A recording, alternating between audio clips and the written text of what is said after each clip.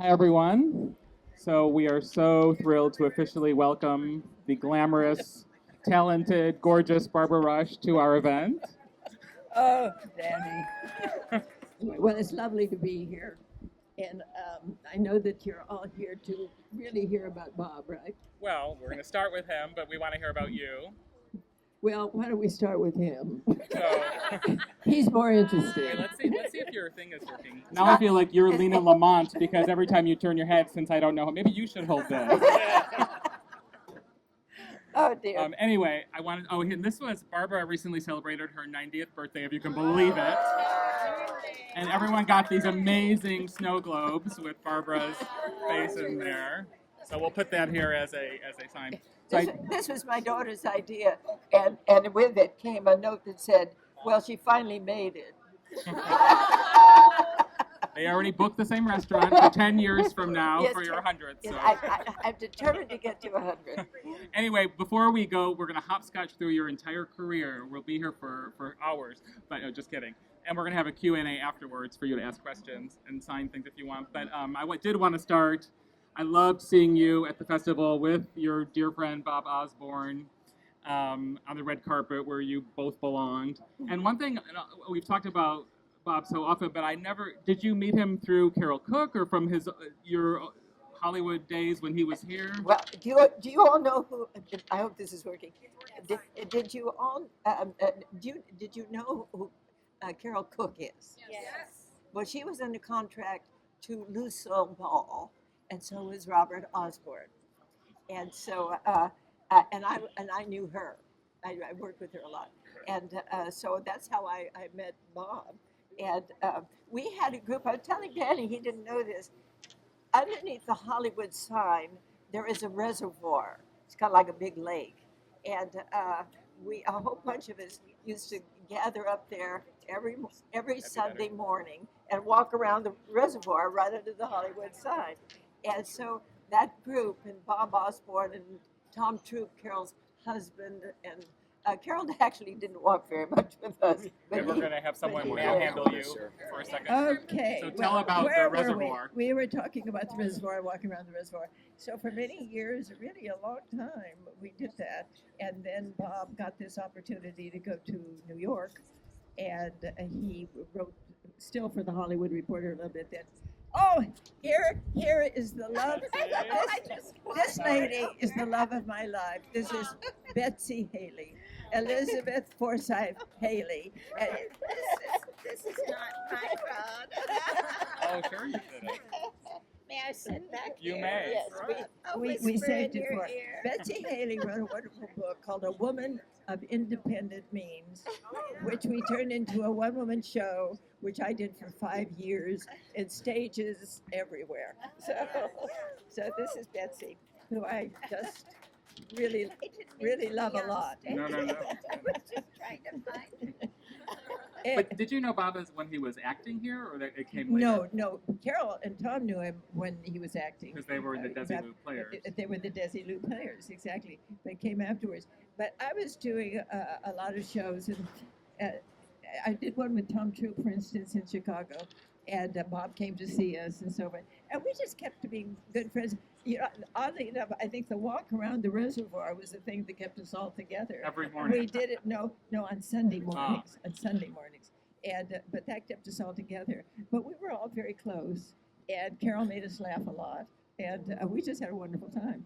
But I always, this is kind of an interesting story, which I don't think even you know, and I haven't told many people. Bob lived next to an astrologer, and I don't really go for all that kind of thing, but and neither did he. But she was a very nice lady, and she said, "Would you like me to read your horoscope?" And so she said, "You know, to him, you are a writer now and an actor, but that's not really going to be your future. Your future is going to be something that you would never have dreamed of, and you are going to be very, very successful." And I said, "What could, you know," and I said, "Well, didn't you say, what on earth are you talking about?" And so anyway, I remembered it, and he kind of remembered it. And I had dinner with Bob with my daughter and I had to go to New York, and we had dinner with him, and I reminded him of that astrologer, and he said, "My goodness, Barbara, you still remember that?" And I said, "Well, it all came true. It all came true." He never would have dreamed of going on to Turner Classic Movies and becoming an icon, because what he did was educate people about history through film. So many young people think we wouldn't really know about the Civil War. We wouldn't even know about, what Dr. Zhivago, about Russia and all of that. We wouldn't know any of that if it weren't for Mr. Osborne introducing us to the glory of film and what it means. And so I was always very proud of him, because he made a point of it. And they did a thing for Turner Classic Movies, TCM, with an awful lot of stars and an awful lot of people who had worked with him or knew him, and so forth. Jane Powell and Arling Dahl, all kinds of people. But I thought every single one of them, and we didn't do it on purpose, every one of them said he was an educator. We thought of him as an educator. And I said, well, on top of everything else, Bob, you had going for you your 6'4" feet and your white hair, and you look like the President of the United States. The one we want to have.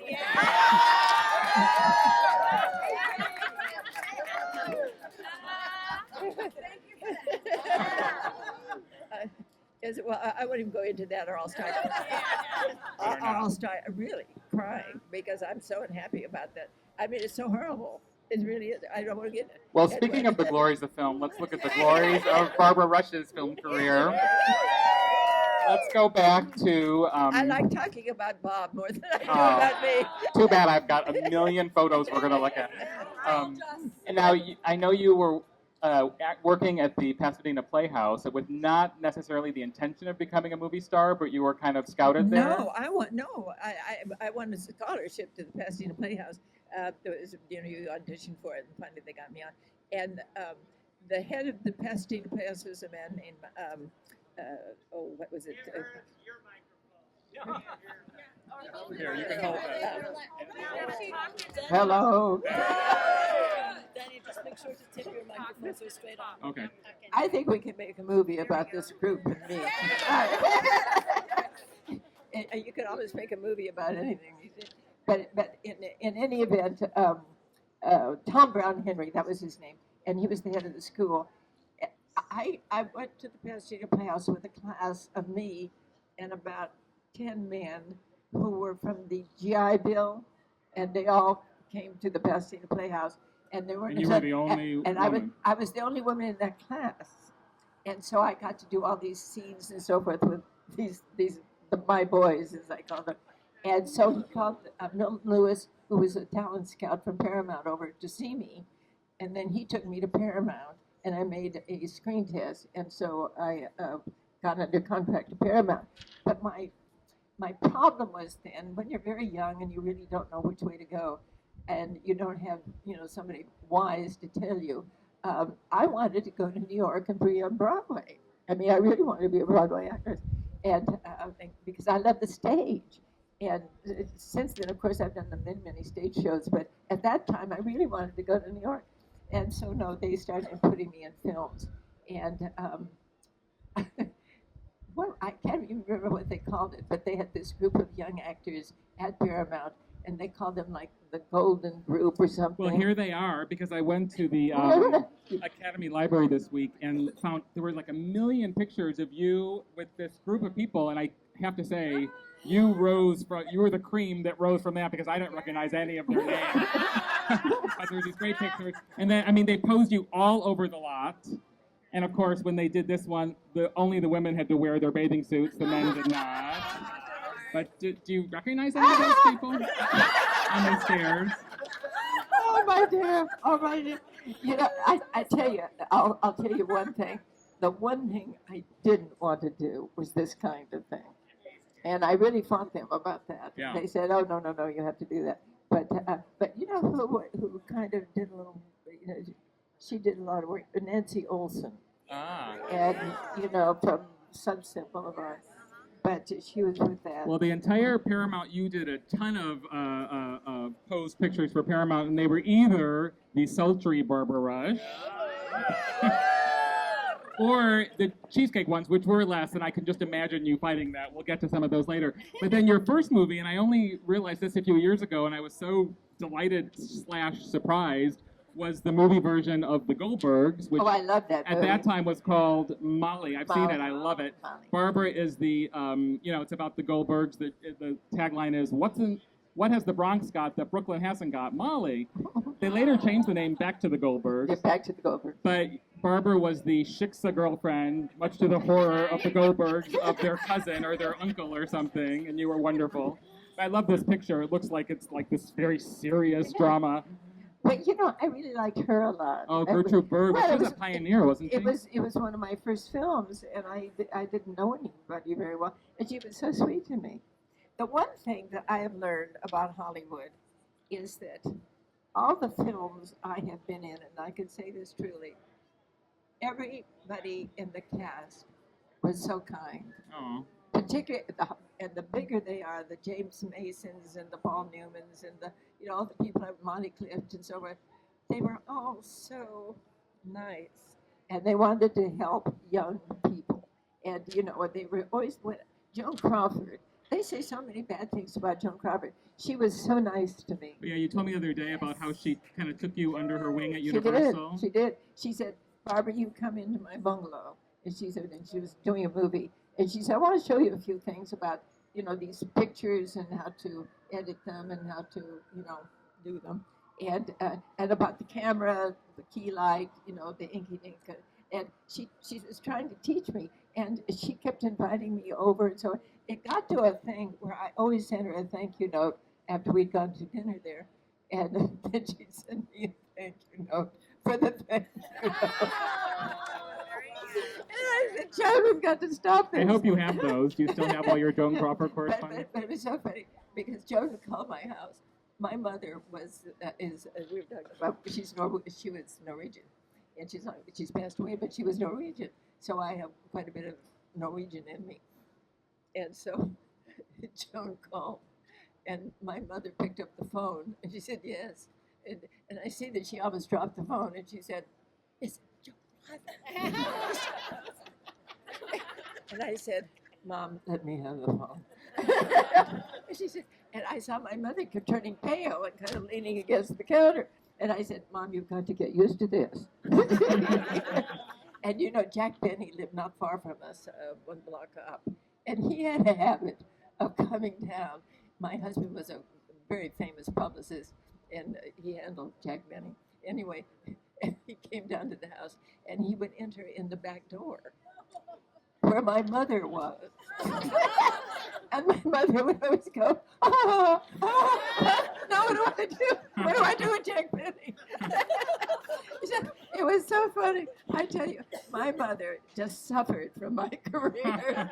She just didn't know how to handle it. I'm not sure anyone would get used to Joan Crawford calling the house. Let's keep moving through because here we have more sultry Barbara. I love these pictures. I'll leave them all out later. You guys can look at them. This is more the Barb. This one I bet you like more because that's you. That's really you. Oh, I hope not. You're so adorable. No, that is not adorable. That's Natalie Wood. Oh. I mean, and Natalie Wood really looked quite a bit like that, don't you think? Yeah, and I'm sure they were. And she was adorable, but even she would say that is not adorable. Well, your second film, which they hardly ever show, and I've never seen Quebec. it. Boy, Quebec, starring you and John Barrymore Jr., Drew That's Barrymore's right. father, John Barrymore's son, That's right. of course. That's I've talked to her about that. Oh. Yeah. And, of course, this says, filmed on the spot in glamorous Quebec. Was it really? Did you go Oh, to I Quebec? love Quebec. Ah. Quebec is kind of foreign. It looks more like France. Mhm. It looks more like Europe. And I love Quebec. And it was a wonderful show. Is this film available? Has anyone seen it? If you go to Amazon, I think they have something that you can get any film that ever happened, ever. Well, and what's so interesting about so many of your films, they're these period pieces, but like weird periods. Like this is 1830s Canada. That would never get greenlit today. I guess Paramount did a lot of those. And then you were called for like the first 5 films, Barbara Rush, Lovely Star of Tomorrow. Like, well, it's today. Why aren't they doing that? But anyway, and a lot of serious ones. Now, do you remember these photo sessions? Would they just drag you in there? Well, I try to forget them. That's a beautiful Well, shot. I don't think I look like that. Well, how about, I love the ones Well, that I are like that posed one. I like that in one. the church with her little psalm. You're not going to show the Of course that I am, one. because, and there aren't that many of them. I'm sure you balked. And this is such a lovely one. It's so innocent and pure, but her cheesecake photos. Can we please get... Oh, come on. Everyone wants to see this one. Gorgeous. Did you balk, though? Did you have the power to balk? I don't. I just have amnesia about all that. About all of that. And then... I hated them making me do that. Yeah. I really did. I fought it all along. I don't think many people got away with not doing it. Maybe... Well, I just didn't really even have the body for it, and I didn't want to be, We beg somebody to that differ. they know the body, But I know I just wanted to be a serious Well, person. I can understand that, Yes. but you have to do what Yeah. a lovely Star of Tomorrow has to do. Your first of 2 iconic sci-fi movies, When Worlds Collide. I love that. We went into outer space. Produced by George Pal. Was he on the set much? Do you remember meeting All him? the time. Oh. I love George Pal. Oh. He's a dear man. And He's a directed sweet by man. Rudolph, how do you say his name? Mate? Matteo. Who was Rudy Mate, I think. who was an Rudy amazing Mate. Oscar-winning cinematographer of films like Dodsworth, Gilda, Oh, he was Covergirl, a To Be or famous. Not to Be. He was a famous photographer. Yeah, Yeah. but he didn't shoot this movie. He was No, then no, moved no, to no, being it didn't. director, and it won an Oscar for special effects. Although I prefer the message Oh, of, he had wonderful special effects. yeah, but I prefer the message in general of the one. Whenever you shoot later. somebody off into space, that's special effects. Did any of you see Hidden Figures? Yes. That's just about my favorite movie. This time. Ah, I just love those ladies. so great. Three ladies. That 3 black ladies, and they were great scientists, and nobody had ever heard of them until that film came out. Great movie. So I wrote a letter. Oh. Well, Barbara's still a voting member of the Academy, but I I know am. you didn't vote for Casey Affleck because we talked about your opinion of that performance. We don't have to go there. Sultry Barbara. I love these costumes, and I'm sure. Well, I don't look like that. Well, this is movie star But Barbara. when you were all very young, did you look a little different than you do now? Do you recognize this man? Is he the costume designer? That was just in your Academy file, and I have no idea who that is. And, I don't either. but it's a gorgeous dress. Pretty dress, good dress. Yeah. Yeah. I mean, you were outfitted by I the think major costume designer. listen, no, it had to be. I was working with Paul Newman in The the Young Young Philadelphians. I know I wore that dress. That was a good movie. That was a good movie. Can we see it? Turn it around. Oh yes. Take a And, look at this. and I know I wore that dress. Gorgeous. Now, one of I your. can identify my films by the clothes I wore. I think this was your first Western, Sterling Yes, Hayden and Forrest Tucker. and Forrest Another film that they do not show. We need to get a Barbara Rush Film Festival, goddammit. But 1952, on location in Tucson. Any memories of shooting this film? Oh, absolutely. Yeah, we had a great time. As a matter of fact, that film, I think it was that film. Anyway, it was Tucson. We were in no, it wasn't. The one I'm thinking of was the one with Paul Newman in Tucson. And it was called Hombre. Ah. Well, in Hombre, we were there, and we had this covered carriage, what they call them? Stagecoach? or- Stagecoach. And in the front of the stagecoach was Dick Boone, Frederick March, if you all remember Frederick March, and me, and Paul Newman, and what have you, and Marty Balsam. And we had to go up this hill. And we had a director I was not fond of. And he made us go into this carriage. Nobody could see who we were. because the camera was like. So it could have you know, been gone. the stand-ins. It could have been anybody in that. And but he had to, Probably 110 degrees. But to take up this hill, you had to have a team of 6 horses, and they didn't. So they had to have a stunt driver, but he had to be behind Marty Balsam, who was supposedly driving the coach, and the coach was going up. There was a steep drop, like to the top of that roof, steep drop, and the stagecoach began to fall over the edge. Oh my God. There was no railing, I mean, over the railing, and I think it was Dick Boone who jumped out and just dragged us out of there, not like that, out of the stagecoach. And he was so angry. We went up to the top where Marty Britt was, he was the director, and just shook him like that. And Marty Britt kept saying, I'm sorry, I didn't mean it. I realized what I did. And I wrote my mother, I said, if I had died in that carriage, no one would have known. I had all these big movie stars with me.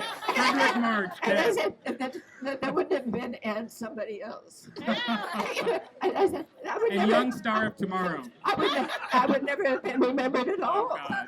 by anybody. But everyone would have gone to see the film to see who they killed everyone. Did you tell me a story once about that movie that Frederick March taught you a song while you were in it? There once was a whale, and he was smart. He ate postcards by the cart, and toothpaste, and ice cream, and chocolate ice cream sodas. Okay. I think something like that. He eats a lot, and when he smiles, you can see his teeth for miles and miles, and his adenoids, and his spare ribs, and other things too fierce to mention. I can't remember what I did yesterday, and you're remembering a song you heard in 1955, so that's pretty good. I have sung that song to my children, Oh. to my grandchildren, and I will soon sing it to Lola, my new great-granddaughter, who is the love of my life. Aww. I tell you, that little girl that's a gift. Aww. A 7-month-old child is a gift. Yes. And you have a gift. You have little Charlie. He has the most adorable child that ever was. I'm always posting about him. Unfortunately, everyone knows. I have pictures of him holding your brother-in-law's Oscar. Oh, Dale yes. Hennessy's Oscar. So yeah, everyone has seen my son, unfortunately. Oh, That's another costume drama in the 16th century Netherlands. Green like that one, but with John Derek. How was he to work with? He was sweet. Which wife was he on then? Ursula Andress? No, he hadn't married yet. Oh, That okay. was before marriage. I'm sure they linked you to him as they. No. Okay. I never went with that because my first marriage was Jeffrey Hunter. We're getting to Jeffrey We're very getting soon. to Jeffrey. Oh, but look at this. I love this. Netherland Prince John Derek flirts with death, destruction, and pretty Barbara Rush as he goes about the business of crushing Spain. That's pretty hot. Really? Well, I didn't know about that. Have you ever had people hand you a photograph from some place that you don't even remember? Yes. And you try to be polite about it and say, oh, of course, I remember that. You don't remember it. But ours aren't kissing other famous movie stars. When This you're is a 90 years old, that's a lot of garbage. There's a lot of baggage, you know. Yeah. Look at this gorgeous outfit. Now, this is what I like. And that was a dress That is beautiful. I bought in Ireland, in Dublin, because I did a film over there, Captain Lightfoot. That was with the Rock Hudson. Yes, we're getting to Captain Yep. Lightfoot. Yeah, that was one of those Golden Globe dinners. Yeah. But speaking of your first marriage, I looked up this article and I'm reading actress Barbara Rush and actor Henry McKinney's announced Thursday they will marry on Christmas Day. And I'm like, who the hell is Henry McKinney's? Jeffrey Hunter. Jeffrey Hunter. But I didn't even know he went by another name. Well, Daryl Zanuck made him. I think it was the right choice, but I was surprised that, because, is it true? Because this says it was love at first sight when they appeared in a screen test together. True? I mean, you met that way? No. No, of course not. The publicist says. How did you meet? He came to I was living in the studio club, It was like a sorority house for young actors. Marilyn Monroe was there, Peggy Dow was there, you know, a lot of young actresses were there. And we invited, you know, and I think Joyce McCluskey, I think was her name, she invited Jeffrey Hunter over for dinner. They were just friends. Did you call him Henry? Did he use that No, name, Henry? Hank. Okay, so you did. Everybody did. And they still do. Oh, okay. Yeah, when they were That was pretty. just. And I mean, I'm sorry. You were the most gorgeous couple on the face of the earth. You were so beautiful. Were you like? No, this one. Show them this one. Oh, this one. Because that's a good one of him. A little bit more serious, Barbara and Jeffrey. Yeah. Now, were you in But he those was- days? I know it was different, but were you like hounded by the press? Like, oh, this glamorous movie star It was couple? completely different then. It wasn't anything like it is now. They have so many people. Do you ever you read People magazine or something like that? They have girls in there that I not only don't know who they are or what they did, They didn't but do then, anything. and then the next week they have another group, and I keep saying, who are these people? And they say, we don't know. We don't know. I mean, a big star these days has to be Meryl Streep. I mean, you know, who we all, I must say, I don't know anybody in the Academy that I just think they got to give her an Oscar every year. At least a nomination. It is incredible for me that some of the things that win don't come close to what she does. Did you see her play Florence Foster Jenkins? Yes. I mean, that's an unbelievable performance. And you know, you did, and she told me, she said, well, I'm not going to get the Oscar because I don't want it anymore. I mean, she said, I just don't like I want all the young kids to win and all that. She's a wonderful lady. This picture of you and Jeffrey Hunter, your husband, and Rock And Rock Hudson. Hudson. There's not three more attractive people on the planet. I can't handle that. Was this some post-publicity shot? Does that ring any bells? No. I think we were just Driving around. Just driving around in your car. No, we were driving up, and that's a boat Ah. that we're in, and we were up at Oh. Lake, and we were up at Right, Lake a boat. Tahoe. We were up at Lake Tahoe with Magnificent Obsession. Ah. Yeah. Which we'll get to. And, you know, I was just at your house picking you up, and I saw your Sarah Siddons Award, which I love because they based the award. It looks exactly like the one from All About Eve, and they started actually giving it out, and you won one. And they did. But this was when you won an audience award, and the ones I recognize here are Anne Francis and Rita Moreno. Do you still have that award at home? You remember that? I think it was some like fan audience award in like 1953 or something like that. No, I just don't remember that at all. But I loved Rita Moreno, and who was the other one? well, Anne Francis. Oh, and I knew Anne very well. Cleo Moore. Yeah, I knew them all. Yeah. I particularly knew Lori Anne Francis and Rita Moreno. And then, of course, this is one of my favorites. It Came from Outer Space, 1953. And I should have brought a picture of the dress that we talked about, the ridiculous thing where the aliens in the film take over the humans, and then they're wearing whatever they're wearing. And Barbara's this, like, modest school teacher, but somehow when the alien takes her over, she's wearing the a most black chiffon dress. beautiful black chiffon dress Flowing dress. that you could never afford on your teacher's salary, and you were never wearing in the film, but they had to get you Well, an they were acting dress. aliens, and if you're an alien and you can come to Earth, you know a lot more about everything than we do here, because we can't get anywhere but the moon. Yeah, I know. Well, that was a picture. And did you ever see a picture called "The Russians Are Coming"? The Russians are Last year at the festival with Eva Marie. one of my favorite pictures. And because these poor people from Russia had come over, and they just need to get their boat mended, you know, because they didn't want to fight. Anyway, well, that was what outer space was about. They came because their spaceship was wounded, and they had to fix it. And the only way they could fix it was to not look like them, because they were not pretty. So let's look like Barbara And so- Rush in a and black so- chiffon dress. And so I became one of them, and they made the aliens made the black dress for me. Why would they? And so I always said, it's the only time I was an alien, but I look good. And of course, that was written by the great Ray Bradbury, and you told me that and I loved him. you and him both Oh, agree. Ray Bradbury. He was just he bicycled everywhere. He bicycled on the lot. He bicycled around Beverly Hills. I mean, I don't think he had a car. He was just a wonderful, wonderful man. But you told me once that both you and him, and I totally agreed, that felt that the film would have been more effective if you didn't see these If you aliens. didn't see the bad aliens. Yeah, the ridiculous Yeah, robot because, aliens. Because you lose the belief. You don't see anything, and people are frightened. You don't see what they see, and so I said it would have been better if they hadn't made that ridiculous whatever it was. Yeah. Moving to 1954. This is just on the locations that you and Rock Hudson on the set of Taza, Son of Cochise, before you get on your Native American makeup. Oh yes, I was an Indian. This was your second, I think, Douglas Sirk film. Yeah. And I remember asking you once, like, I mean, I love the movie. It is so fun, and it's in 3D. But, I mean, come on. You and Rock Hudson as Indians, but you never thought anything of it? Like, oh, great, we get to go to the desert. Well, I think there are a lot of people, with blue eyes that made Indian pictures.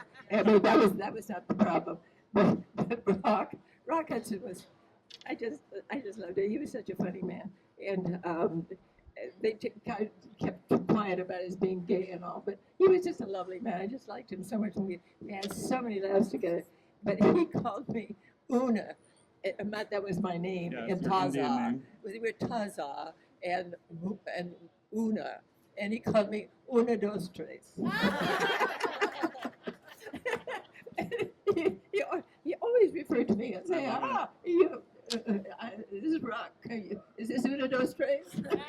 He always called me that. I hope they show that here when you're in 3D, because it's something to see. I love this because apparently Jeffrey Hunter visited you on the set. Oh, it looks like it was straight from The Searchers. That looks like his outfit from, and he allegedly was filming you. Is that real? Do you have home movies? He was just taking a picture. Oh, okay. Well, no, he has a film camera there, a little Bolex. Oh. And you're showing your Rita Moreno makeup and your beautiful Indian look. I love it. Well, I mean, if you think it's fun to wear that kind of makeup, it takes forever to get it and off. It was probably 110 degrees again. You go from the set to the shower to the bathtub to God knows where to get it all off, and then they put it all on the next day. I mean, it's really hard. That's hard work. Yeah. And then let's move also with Rock Hudson, also Douglas Sirk, and like literally minutes after Taza, you must have been like planning it, is The Magnificent Obsession. Oh, yes. Such a great movie. And I love this shot of just you guys, Agnes Moorehead, Jane Wyman. That must have been a wonderful, and to go with this almost the same crew from Taza to Magnificent Obsession. But the thing is I think I said earlier, I don't think I ever made a movie that I didn't just love the people who I worked with. I mean, Agnes Moorehead was such and Jane Wyman. They were just You wonderful. And Jane Wyman. They're also the actresses I worked with were just so kind, and particularly the actresses and the men. But if you work with a great actor, you become a little better. Somehow it osmosis you. Some of it gets off on you. And I think I learned more from the actors I worked with than any teacher I worked with. It's so nice, but there must have been one bitch in there that you hated. Only Martin Ritt, Oh. who almost killed me in a stagecoach. I found this article that I loved because you're sitting in a chair that they wrote Last Minute Rush. Last Minute Rush. Because Barbara and it, Who did that? Ice water.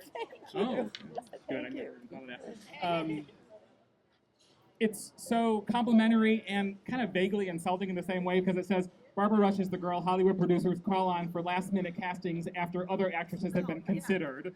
As a result, but here's the good news, as a result, Barbara has played nothing but leading roles in her 4-picture movie career, and so they made a little chair for you called Last Minute Rush. I mean, it's nice to know that you were so dependable that they would just like... I want the name of who wrote that. Yeah, I know. Talk about damning with faint praise. I do have a dangerous side. I think that's mean. I mean, that's kind of Well, mean. it is kind of obnoxious, but also complimentary. Well, they don't know that. Yeah, I mean, yeah. they just don't know that.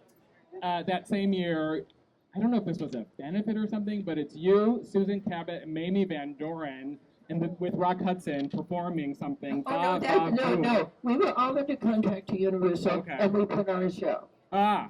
I want to see that show. At the theater on the Universal lot.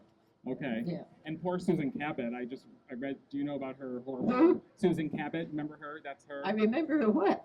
Well, she had a horrible death where her son beat her to death, but we don't have to go there. What? Yeah. She had this ghastly death. Well, she had mental illness, as did her son, and alcoholism. But you know Hollywood, Barbara. You were You had to protected from tell it. me this We'll move on. From when I'm Susan. trying to be charming. We'll talk You later. had to tell me this isn't coming by her son? By her son. Yes. We'll talk later. This is a great movie. Well, I have a 1954. wonderful son. Yes. He would never do that. Two different posters from The Black Shield of Walworth, starring Tony Curtis and Janet Leigh. You were Tony Curtis's sister in Henry IV's time. Were they already married here, or was this? Oh, they were married. Janet. Okay, so Janet that must have was been a Janet and big Tony. deal. Oh, well, we just had a lot of fun on Okay, that. like I mean, that was really fun. I love it. And he never said it, but he was quoted, Tony, and it followed him the rest of his life. Yonder lies my father's castle. Yeah. Yonder lies my father's castle. He And wasn't- he never said that. But he wasn't exactly gifted in accents, let's admit it. And we love Tony. He was here at the first festival. Then your marriage to Jeffrey Hunter ended, so all Yes. the press was talking about Barbara Rush, bachelor girl mother. Here's Christopher H4. Oh, let me see that. It's so great. And this is according to my this article, sash. all your friends were very worried after your divorce that you would just shut yourself up. But then they started pairing you with literally every actor in Hollywood, usually the gay ones. And of course, they said you were doing something with Rock Hudson. And my favorite, there's a whole pictorial of you and George Nader, also openly gay. But I love it. Do you remember this Well, date? he was Rock's friend. Yeah. He was. But Yeah, George was underground. I mean, just you opening the door to him. That was a publicity Yeah. thing because I really never ever, as they say, dated him. Right. No, I did not do that.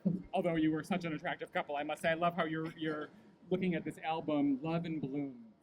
And did you mind like being fodder for the publicity machines? Did that obviously they had to follow you? Well, I would have preferred not doing quite a few things, but now see, that's a nice picture. This, the wonderful, again with Captain Lightfoot. Captain Lightfoot, We again did- and Douglas we did- Sirk. we You were did- like the Douglas Sirk repertory company. Well, do you all know who Douglas Sirk was? Oh, yes. From Uva? He was just a wonderful man, and I was just so proud to work for him.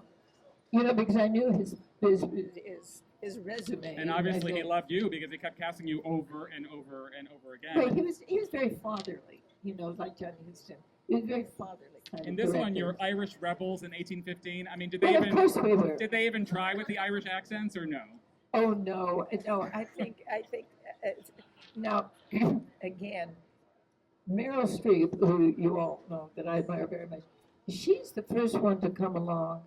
I think. Well, I guess a few big people could do it to master an accent. Oh God, her accents To are master an extraordinary. accent because she could do that. I think I had to play. I had to have an English accent in something, and I worked so hard on it with a voice coach. But that's hard to do.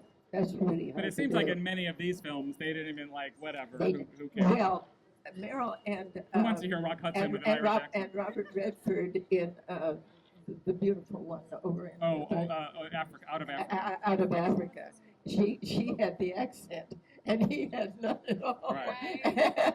And because he said, "I can't do it, so I'm Right. not going to do it." you know, And she's that not kind going of to not do it because she does it so well. Yeah. This was the premiere in Chicago at the McVickers Theater of thing. Captain That's Lightfoot. right. That's And I right. love there's girls with signs. I think they were protest. Was that when he had his brief marriage or something? But they're like picketing about Rock Hudson. They're all in love with Rock Hudson. But that must have been. I couldn't have been in that because he married her long after that. Oh, okay. All right. So they were just picketing something else. But you're speaking at the McVickers Theater, which is no more. I'm from Chicago. No, so. no, we were doing a publicity tour. Yeah. That's what that's all about.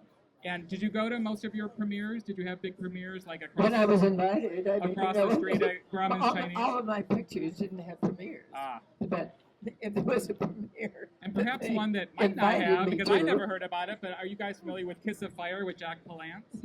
That is not one that I am too aware of. Did that not have a premiere at Grauman's Chinese? No, it didn't, and for a very good reason.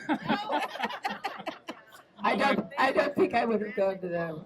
And then this one, Oh, I like this one. yeah, this World one in is My very good. Corner. World in My Corner with Audie Murphy, and it's a very provocative, Well, hot Audie poster. Murphy was a hero. I mean, he was really a hero, and he was a very, very interesting and serious young man, and I just liked him so much because I thought, when you when you meet a hero, you know what they went through, and he was wonderful. I really liked him a lot. It's a great movie, and you're the rich girl, as you often are, but in this case, the good rich girl, not the horrible, mean rich girl. But what strikes me I about was this... never a horrible rich You girl. were socialite, I was nice. Okay, yes, you had... But what stuns me about this poster is it's very provocative, but he looks literally like he's a 14-year-old boy. I mean, come on! Well, he wasn't very Look old. at this. It's very weird. And around this time, too, and I found so many of these... Can't you find a picture there that I would like? Yes, I have many. They're coming. But I also wanted to show... You're resurrecting my youth. This is your life, Barbara Rush. You did a lot of ads too, and I always wondered, like, this is you for right fit dresses. I never knew about that. I'm sure you never put a right fit dress on your body, but somehow you're in the ad for that. That one slipped by But this me. one is beautiful. Oh no, I know that one. Lux Soap. According to this, you use it every single day. Did you ever use it I once? looked exactly like that. And Exactly. And the tagline is, to him, you're just as lovely as movie star Barbara Rush. No, you're not, lady. You're not. You're not. You're probably better, yeah. But it's a very beautiful picture. And then, oh my God, this I don't know, I can't even decide my favorite of your films, but this one, you're so extraordinary in this. And how the hell you didn't get an Oscar nomination? Oh, James Mason. Bigger Than Life, which they showed here. I think They did. Did I Robert think it was interview here. you here? Yes. he So great, so terrifying. Nicholas Ray. did. Well, in it, I don't know if you ever saw Bigger Than Life, but there's a thing in it where he takes the wrong medicine and it Cortisone. affects his cortisone. And it was the beginning of cortisone. I think it was a kind of a true story. Anyway, he had this kind of aftermath of taking the medicine, and he got the idea that he was God, and he had to kill his son and our son, and it was terrifying. It was really terrifying. Played by Christopher Olsen, who was also the kid kidnapped in The Man Who... Knew too much? Yeah, Yeah. the Doris Day one, and he's Yeah. also the Yeah. brother of Susan Olsen from the Brady Bunch. Yeah. But anyway, I love the ad campaigns for this. One pill, and he felt he could handle everything, and it looks like your dress is being torn off. Well, And no, this he great... didn't go after me. He went after the boy. But they make it sound like he Oh, did it go was- after it was you. terrifying. But it's In a fact, brilliant performance. Even when we were doing the scene, it really scared me. He was scary in that part. Very. And there was something to me that just kind of affected me, that to try to kill your own son because you think that something is wrong. I don't know, I can't remember the history of it, but it was terrifying. I always wondered if, like, the medical industry ever, like, objected to this display of, It was the pharmacies. I don't like pharmacies. They make too much money off of us. So This one I don't care whether they kill. This film from 1957, I got to see remember a couple years ago at the Aero Theater, you introduced this? Love it. Oh, that was Nunnally Johnson, that was- Ginger Rogers, David Niven, Dan Daly, Tony Randall. that was a funny picture. I just loved it. Did you? I forgot if you're in it much with Ginger Rogers. What was she like? Not so much. She was another part of the picture. Oh, okay, but you and David Niven, David Niven was, again, one of the kindest but funniest men I have ever met in my life. And he was doing a scene where he was lecturing me, and he was so funny that they couldn't photograph me with him because I couldn't stop laughing. And I kept saying, I'm so sorry. And I said, David, please take it down. And I said, I can't do this. And so he was going like this. So finally they photographed him from my back. Oh, God. And my shoulders were going like that. And I just, in Singing in the Rain, I don't know if you ever noticed, because I thought Gene Kelly just loved Donald O'Connor. And in Singing in the Rain, before he does, be a clown, Gene Kelly is in this chair, and he goes from the piano, and he goes over. Gene Kelly had the same thing happen to him, and he was going like this. He was laughing so hard. That's in the film. I love it. I love that part. Well, anytime you see Singing in the Rain, watch Gene Kelly by the piano when Donald O'Connor starts being a clown, and he's going just like this. I love this movie, too. Also 1957, No Down Payment with your favorite Martin Ritt. Oh, yeah. But 3 or 4 couples dealing with marriages and No, Southern California. no, it was about real estate. Yeah. New Orleans house. Joanne Woodward, Tony Randall, and then this I thought was interesting because he's not your husband, but Jeffrey Hunter. Was that at all awkward to be in a movie with your ex-husband? We You were were good good friends. friends. Oh, that's good. Yeah. I like to hear And that. he has a son now, and who I know very well. I practically adopted him. He looks exactly like his father. Ah. We have another Jeffrey Hunter. Oh, wow. He's a lawyer in Milwaukee, Wisconsin. This, speaking of Tony Randall, this you at the Golden Globes, and it says, Barbara Rush seemed to love the joke Master of Ceremonies Tony Randall made about her hairdo. Does that ring a bell? But I just love the picture. What's the matter with my hairdo? Apparently, Tony Randall It's a made good some hairdo. jokes. What's Maybe the it matter was with the my same hairdo? last-minute Barbara writer or whatever. But you did do a lot. I know you presented at the Oscars many times. And Not many times, but about 3 times. But my brother-in-law won an Oscar, Yes. so we went. He was a production designer, and he did The King Dale and I Hennessy. and Fantastic Voyage. Fantastic. He won it for Fantastic Voyage. Yeah, but he was a wonderful artist too. A wonderful man. Then the Young Lions, Marlon Brando as a German soldier, and Eddie Dimitrick. Now I always heard he was a little difficult. How did you like him? Uh-oh. I tolerated him. Oh. Well, he just didn't like. He liked one person. He hated Marlon Brando, Oh. and he really liked Montgomery Clift, and he wasn't too fond of Dean Martin, and he certainly wasn't too fond of me. But it's very interesting about acting. I'd never worked with Montgomery Clift, and in this film, he was very ill, and he died right after the film. And he could hardly stand up. He was very ill, and Dean Martin just loved him. I think they just loved each other. And he called him Grasshopper, I think, or something like that, and Spider. He called him Spider. And so he'd pick him up. He'd say, "Come on, Spider, come with me." And he'd just pick him up. I think Monty only weighed about 125 pounds. Wow. But in any event, I had to do one scene with him. It was so interesting. I did a lot of scenes with Marlon, and he kept going and going and going. Like finally, we'd get to 50 takes, and I didn't even know what I was saying. I mean, I really couldn't know what I was saying if you do it over and over. Because and over. he wouldn't, Marlon Brando would insist. And he wanted another take. I think it's because he didn't like the director. But in any event, I had this scene with Monty Clift, and I had to. I was trying to find out. I was engaged to Dean Martin, and I was trying to find out something about him. And so I was talking to Monty Clift, and I do it, and I was trying to find out some information about him. And Monty Clift said, "Barbara, I know what you're doing. I know you're trying to find out something from me, but the audience will know that that's what you're trying to do. You have to cover that. So I don't know what you're trying to do." And I said, "Monty, I think that's the best thing that's ever happened to me because I wasn't really thinking of that." I said, "You're a teacher." Anyway, and after the picture was over, Airplane came to me and she said, "Barbara, I wish I could do what you do." And I said, "I didn't do it. Monty Clift did it." I mean, he did it. He told me what to do. And so I just loved him for that. That's and great.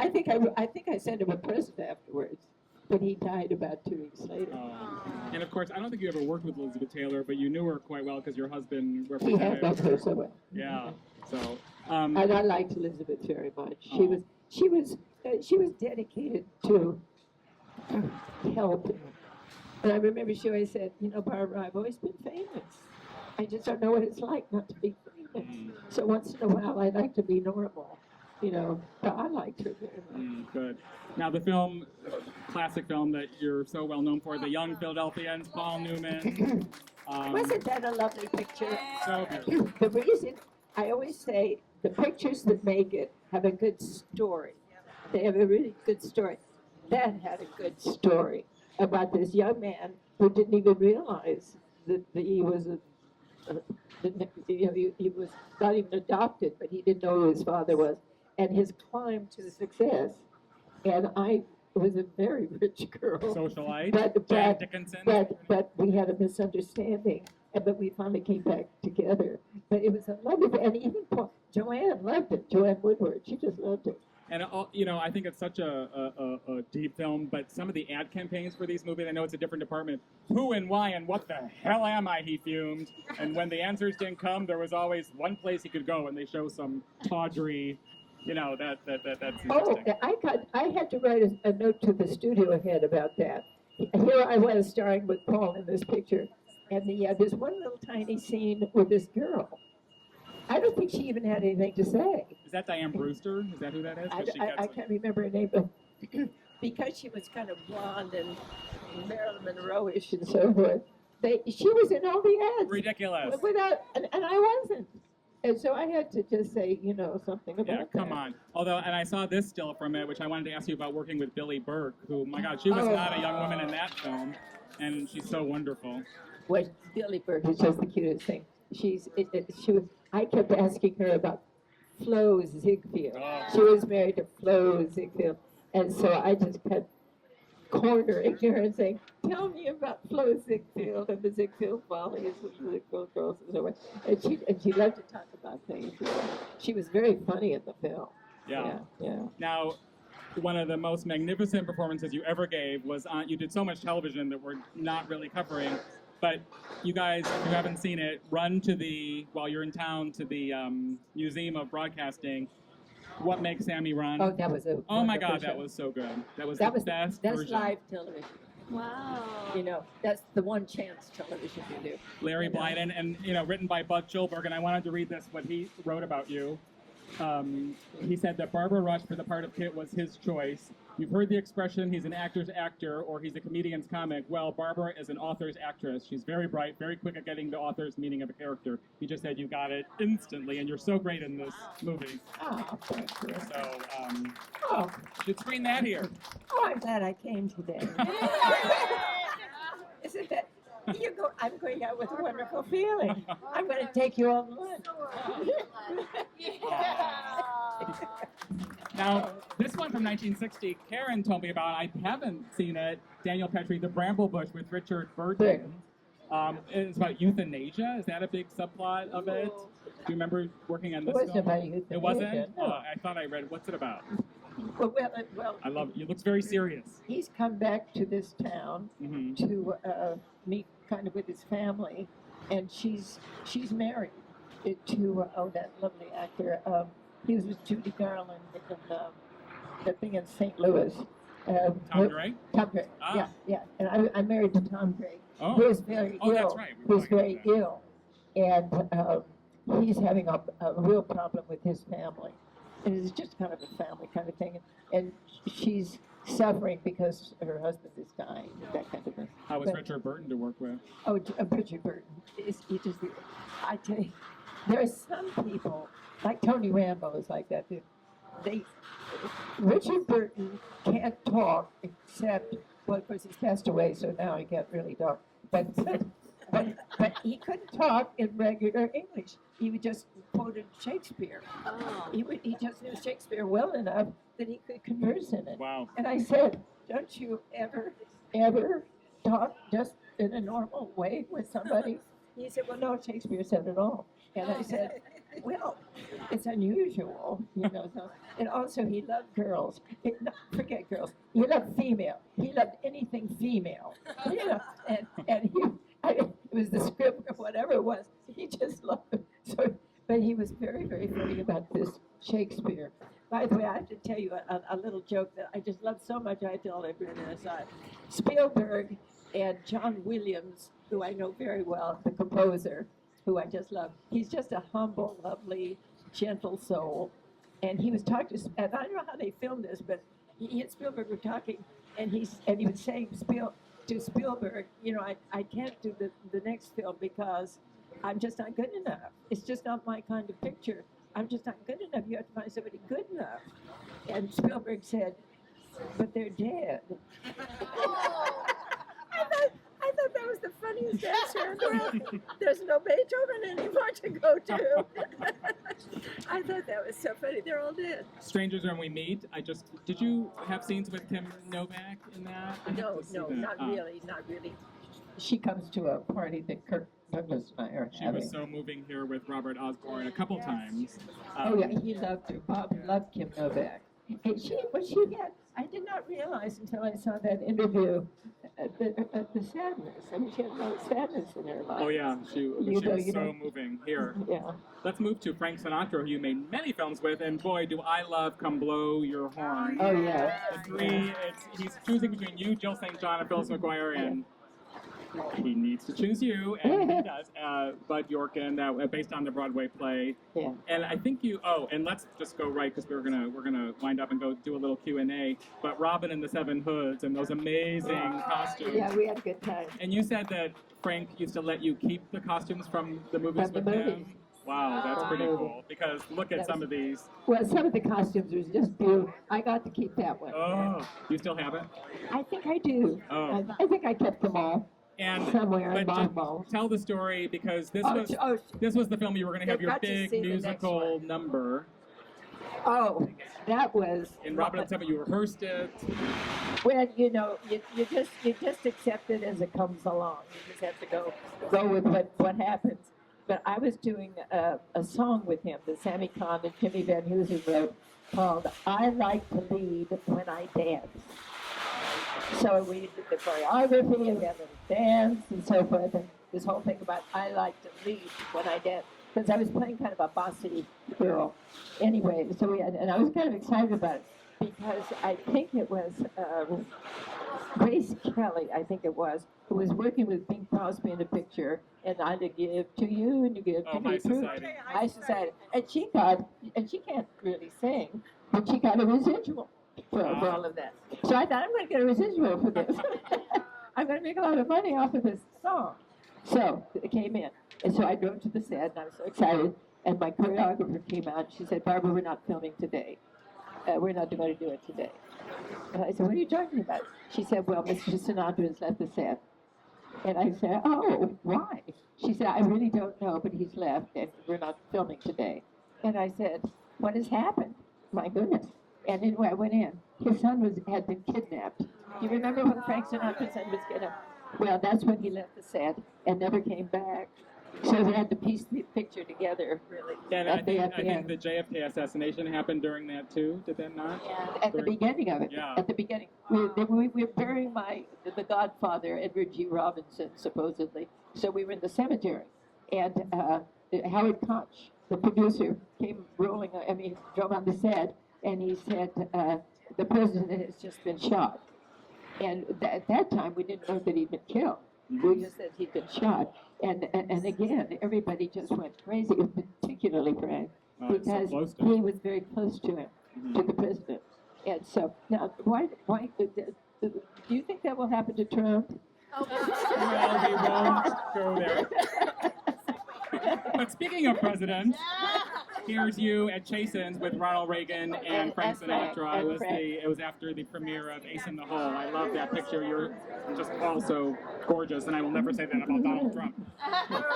Well, you can certainly say it about Ronnie and Frank. Ronald Reagan, my husband handled him.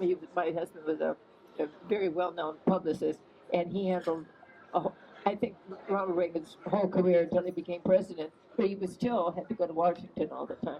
But he was just a lovely man. And of course, Frank Sinatra was associated with the mafia and the mob and all that. All I know is he was so sweet to me. And just always saying, are you all right? Are you happy? You know, is everything going well? Until I went to the set and he'd gone. You know, he just left. But they pieced it together, kind of, you know. I wanted to show this because this was in the Academy Library in the Hitchcock collection, and it was given by Patricia Hitchcock. Do you have any idea why this would be in the Hitchcock collection? Well, that's not me. Yes, it is.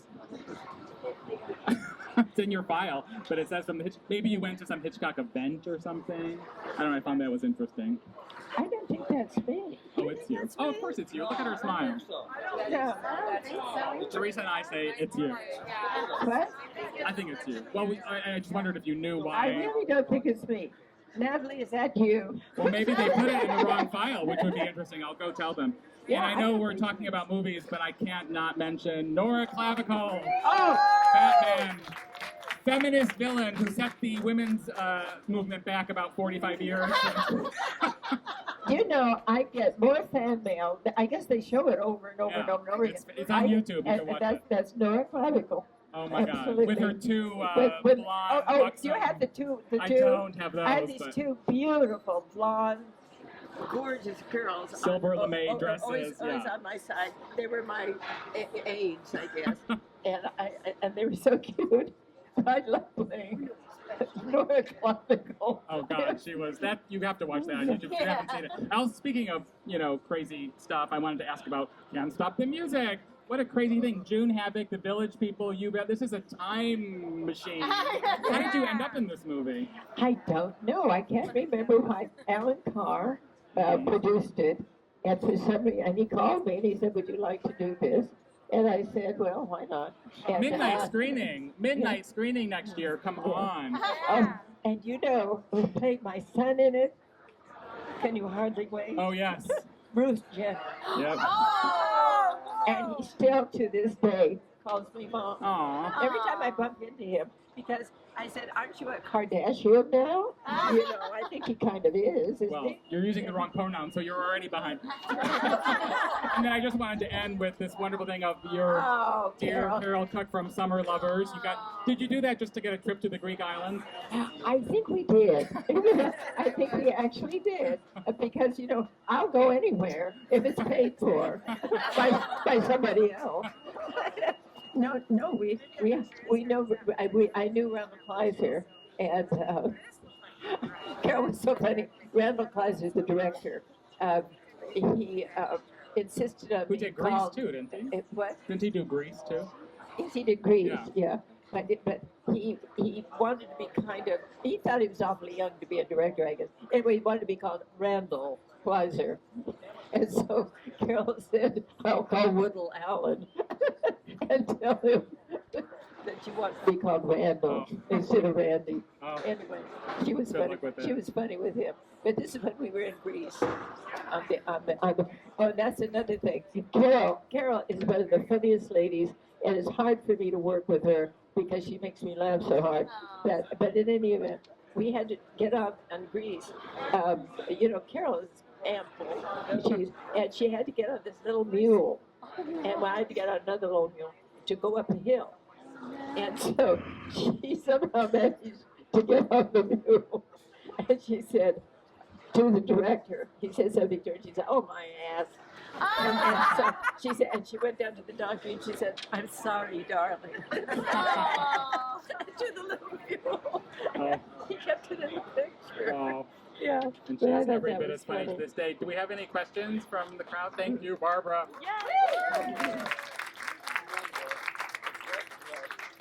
Bigger than life that you wore, that James Mason bought you that he Yes, I do. I have it. He's asking about a It dress wasn't red. that James Mason bought her in the film. in the film, the one that I think it was orange, wasn't it? Orange. orange. Yes, I think it was orange. Yeah. I couldn't adjust my technicolor. They didn't give it to me, but it was a Why lovely didn't they let you dress. keep all your costumes? That was Fox. Yeah, that was Fox. It wasn't Frank. Frank gave me my clothes. Amazing sequence. That's the one where you told the kids that Daddy's going a little crazy or something. He not only goes crazy, Yeah. he's going to kill the little boy. Yeah. It's so scary. It's a It's a movie. chilling, You know, and it's a true story. That's the whole thing. That he kind of lost his mind. And I know there was a line from him right before he tries to kill the boy. She said, because I think I say to him, it's murder is against the Lord, God, the God. He said, God was wrong. yes. Big line in the picture. Yeah. Anybody else want anything to know? Lisa? What do you consider your favorite work or your best work in acting in your career? I think What's her favorite work or her best I work? think it would be more on stage. And I think probably the show I did for Betsy. It was a one-woman show, but we did it forever, all over, really, all over the place. And it was a lovely script. A woman. And it was about a woman. It was about a woman from her birth to her death, and in a series of letters that were written either by, I guess it was from her birth, but I guess the first letters were when she was in school, you know, and then she finally, halfway through a letter, she dies at the end. A woman of independent being. Author. Yeah. And this is the author right here. Hi, mother-in-law. Karen? I just wanted to, in a way, follow up on that question. Does that mean that your Broadway or your live work was your preferred sort of medium, or did you prefer working in films, radio, or I TV? think preferred medium. anybody who's an actor loves the stage better because you get a different audience, and the audience teaches you. On film, first of all, it's all cut up. You know, you can do the last scene of the picture in the first place. I mean, begin with it. So it's kind of complicated. But on stage, I think you try so hard to give your best performance every night. And there's such a wonderful feeling from the audience. And her play was so beautifully written. We always sold out. And we took it to New York. We just took it everywhere. And we just had a wonderful time with it. Yeah. But if forced, Barbara, to name your favorite performance in I'm film? not crying. I have macular degeneration, and I have to take a Restasis, and it makes me cry. It makes me get tears. People are saying, Barbara, are you unhappy? And I said, no, I've got a macular degeneration. Tears of joy. If forced to talk about like the performance that you watch and you think, oh my God, I love that part so much, would you have one, or do you hate that question? Well, I love doing the Young Philadelphians because I really like the story so much. And I always liked a picture that, you know, like the Young Lions. That was a wonderful story. Mm-hmm. But I think I liked most of my pictures. I was too thrilled about Marty Red. Well, he tried to kill you, basically. He really did. He could but kill all of us, and I would never have been known. I mean, they would never have known I died. You know, I told my mother. I said I was the very least of the cast. Oh, terrible. Any other questions? Well, I think you are all absolutely lovely to come out and see this. Thank you, Barbara. Thank you, Danny. Well, you see, that's why we love the stage. Yes. And next year we're getting Barbara Rush movies at the Turner Class. Hear You've got ones for the midnight show. You've got ones for the prime Sunday spot. Well, actually, at the festival, Bob had me do the James Mason. Yeah, picture. Bigger Than Life. Yeah, so we had an audience for that. Yeah, that was great. Thank you so much. Thank you.